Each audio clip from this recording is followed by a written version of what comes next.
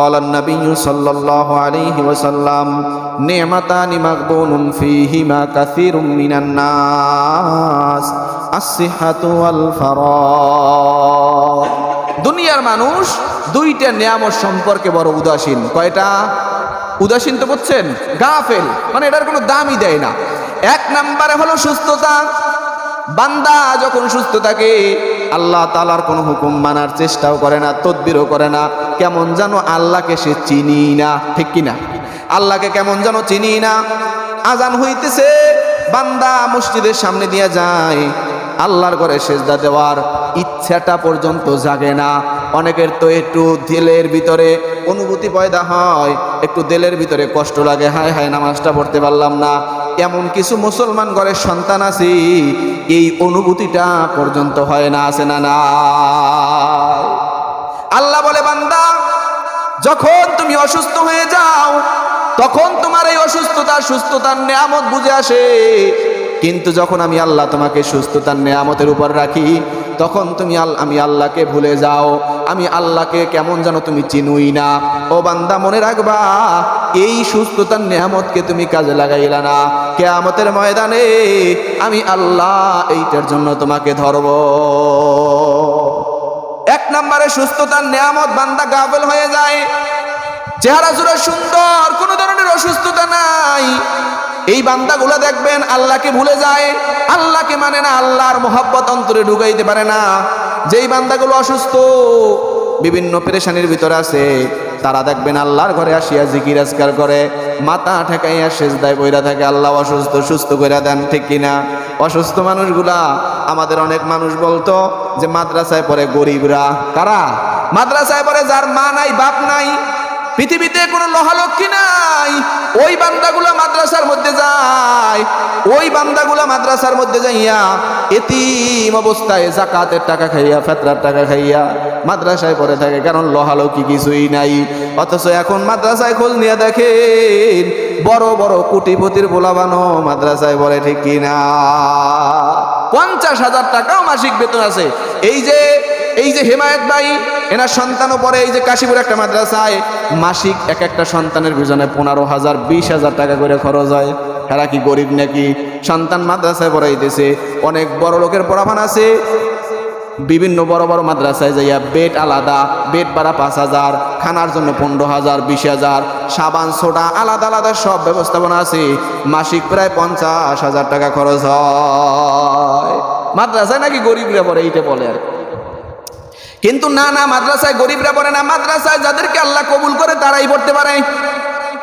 এই পৃথিবীর মধ্যে অনেক যুবক মুসলমান ঘরের সন্তান গোসলের ফরজ জানে না, তায়াম্মুমের ফরজ জানে না, নামাজের ফরজ জানে না, আছে না নাই? এই দুনিয়ার ভিতরে অনেক যুবক আছে যারা কালেমাটাও ঠিক মতো বলতে পারে না, ঠিক কিনা? আওয়াজ দিয়া কন। কালেমা পড়তে পারলেও অর্থটারে শুদ্ধ মতো বলার শক্তি নাই। ইসলামের যে 5টা ভিত্তি আছে, কালেমা, নামাজ, রোজা, হজ, যাকাত, এই 5টা ভিত্তির নামও ঠিক মতো বলতে পারে না, ঠিক কিনা? এটার নাম তো জীবন না। আল্লাহ তো এই জন্য আমাকে আপনাকে বানায় নাই। আল্লাহ বলে, বান্দা ওয়ামা খলাকুতুল জিন্না ওয়াল ইনসা ইল্লা লিয়াবুদুন, আমি তোমাকে বানাইছি আমার ইবাদতের জন্য। ও মুসলমান, ইবাদত কাকে বলে, কিভাবে করবেন না জানলে কেমনে করবেন কোন? অনেক মানুষ আছে, হুজুর সলাতুত তাসবিহ নামাজের নিয়মটা একটু জানাইয়া দেন। বুঝতে পারলাম সে সলাতুত তাসবিহ নিয়ম জানে না, কিভাবে পড়বে, পড়তে পারে না, পড়তে মনে চায় কিন্তু নিয়ম না জানার কারণে পড়তে পারে না, ঠিক কিনা? অনেক আল্লাহর বান্দার আছে, ফজরের নামাজ কয় রাকাত, জোহরের নামাজ কয় রাকাত, আসরের নামাজ কয় রাকাত, এই নামটাও পর্যন্ত বলতে পারে না। অনেক আল্লাহর বান্দার আছে 5 ওয়াক্ত নামাজের নামও বলতে পারে না, কিন্তু মুসলমান ঘরের সন্তান আছে না নাই? ও মুসলমান, এই কোরআন হলো মুসলমানদের সর্বশ্রেষ্ঠ কিতাব, কোরআন হলো মুসলমানদের মাথার তাজ। মুসলমান ঘরের সন্তান কোরআন পড়তে পারে না, আছে না নাই?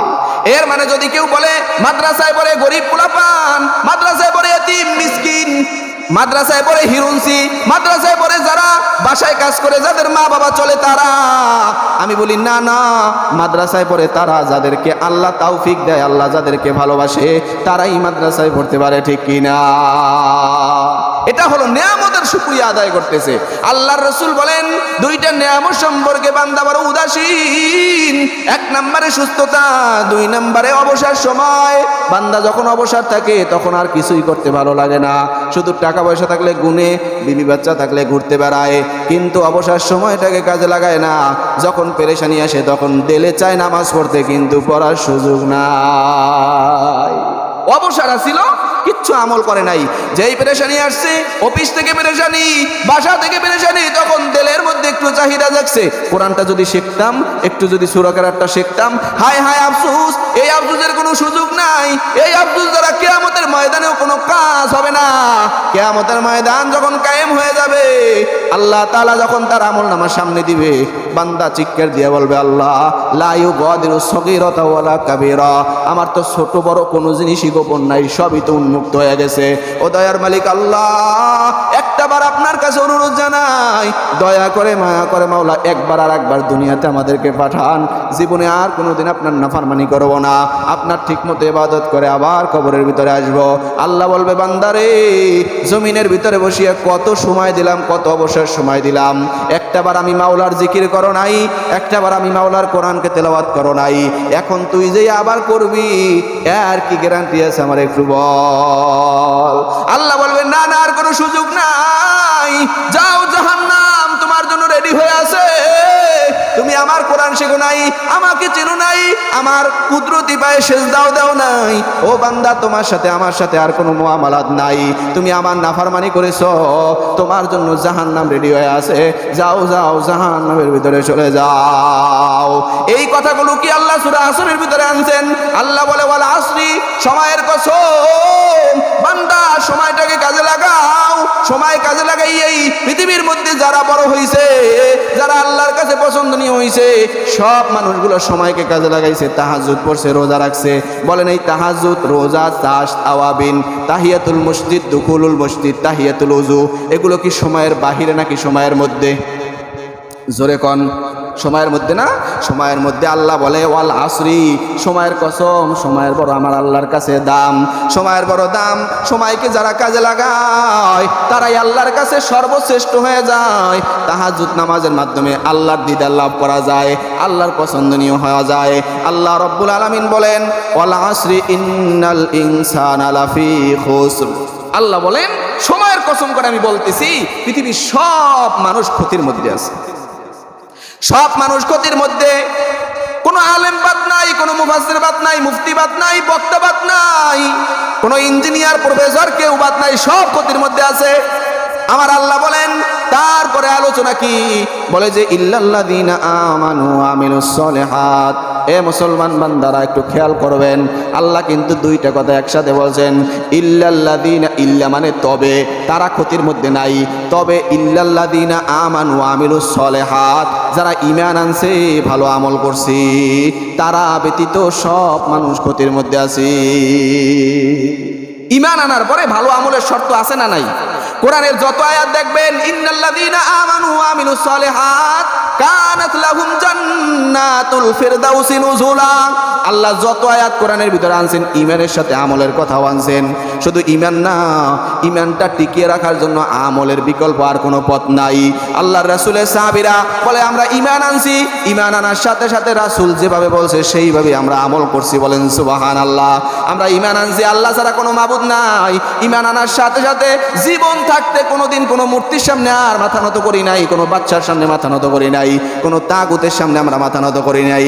এই জন্যই তো হযরতে হুযায়ফা রাদিয়াল্লাহু তাআলা আনহু, হযরতে হানজালা রাদিয়াল্লাহু তাআলা আনহু, তাদের জিন্দেগিতে ঘটনাগুলো এখনো হেকায়েতে সাহাবার মধ্যে বিদ্যমান আছে, ঠিক কিনা? হুযায়ফা রাদিয়াল্লাহু তাআলা আনহু যখন শুনলেন এই পৃথিবীর মধ্যে সবচেয়ে বড় হলেন আমার আল্লাহ, তারপরে হলেন আমার নবী, আমার নবীর মতো শ্রেষ্ঠ সম্মানিত পৃথিবীতে আর কেউ নাই। আল্লাহ যখন বললেন, কেউ যদি আমি আল্লাহকে ভালোবাসতে চাই, সেজন্য আমার নবীর অনুসরণ করে। হুযায়ফা বলেন, আমি যখন এই আয়াত শুনছি, তখন থেকে আমার নবীর একটা জাররা পরিমাণে সুন্নত আমি কোনোদিন ছাড়ি নাই। বড় বাদশার দরবারে যাইয়াও খানা খাইতেছে, একটা লোকমা পড়ে গেছে। মদিনার নবী বলেন, কারো হাতের থেকে যদি একটা লোকমা ভাত অথবা মাছ গোশত পড়িয়া যায়, আমরা তো বলি শয়তানের জন্য ভালাই দিলাম। না না না, মদিনার নবী কয় ওইটাকে ধুইয়া পরিষ্কার করিয়া নিজে খাইয়া ফেলাও, কারণ এটা তোমার রিজিক। কুকুরের রিজিক, পোকামাকড়ের রিজিক তৈয়ার করার দায়িত্ব তোমার নাকি আল্লাহর। সুতরাং তোমার রিজিকটাকে তুমি খাও।